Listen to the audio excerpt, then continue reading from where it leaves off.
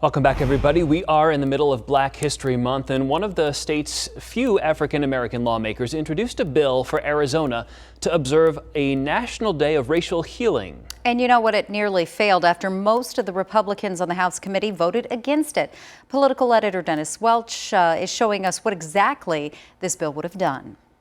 And the bill simply proposed that every third Tuesday in January be observed as a racial day of healing, but it appeared that most of the white Republicans on this committee were frustrated, some even angry that this bill was brought forward at all. You know, what never ceases to amaze me is the politicization of race.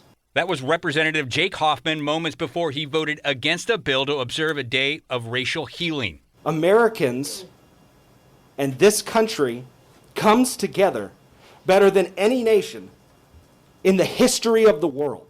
His comments seem to ignore the past year, during the racial reckonings where people of all races across the country protested the police shootings of unarmed black men and women, and a year that also saw the most racially polarizing presidential election in recent history. Stand back and stand by. When I hear things like Black Lives Matter, but I can't say all lives matter.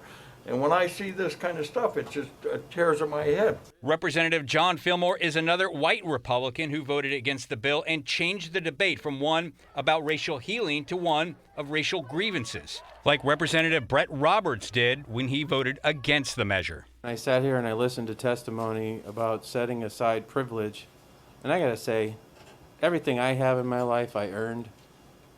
I don't have any privilege just because of the color of my skin. In the end, the Republican chairman of the committee, John Kavanaugh, who is also white, cast the decisive vote to pass the proposal. And one day later, the bill's sponsor, Representative Reginald Boulding, said this. It makes me know that's the need for a bill like this, is that right now we have people who fundamentally don't understand the dynamics of race and don't understand the dynamics of different experiences.